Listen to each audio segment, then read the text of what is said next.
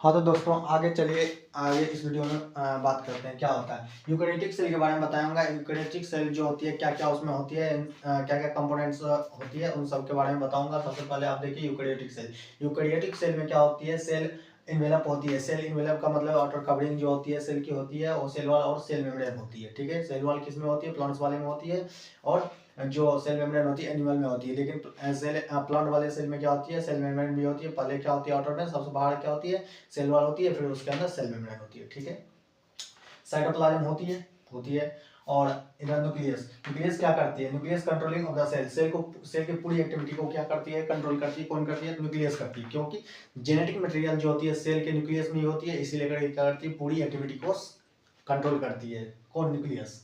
तो कंट्रोलिंग करती है, क्या करती है, डीएनए से डीएनए बनाती है, डीएनए से आरएनए, आरएनए से प्रोटीन, प्रोटीन से क्या करती है, एंजाइम, एंजाइम से रिएक्शन चलती है, मेटाबॉलिक रिएक्शन चलती है।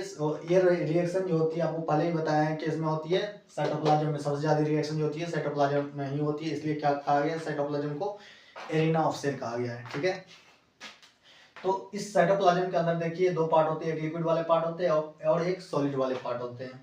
ठीक, सॉलिड वाले पार्ट जिसको ट्रोफोप्लाज्म भी बोलते हैं, और लिक्विड वाले को साइटोसोल भी बोलते हैं। ठीक है, सॉलिड और ट्रोफोप्लाज्म, इसमें क्या होते हैं, दो प्रकार के मटेरियल होते हैं, एक लिविंग होते हैं और एक नॉन लिविंग होते हैं।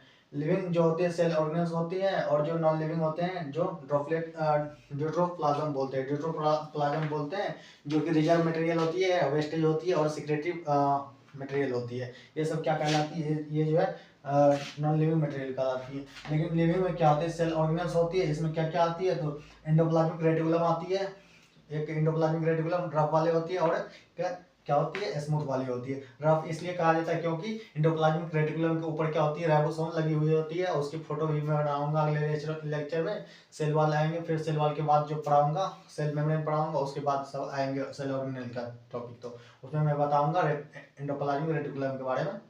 ठीक है, माइटोकॉन्ड्रिया होती है, गोल्जी बॉडी होती है, लाइसोसोम होती है, राइबोसोम होती है, सेंट्रियोल होती है, प्लास्टिड होती है, वेहिकल्स होती है, और माइक्रो बॉडीज होती है। आप यहाँ पर बात कर रहे होंगे वेहिकल्स कहाँ से आ गया, eukaryotic cell, not eukaryotic cell वाली है एनिमल सेल, इसमें जो प्लांट सेल भी आते हैं। ठीक है, इसलिए वेहिकल्स लिखा गया है इसके अंदर।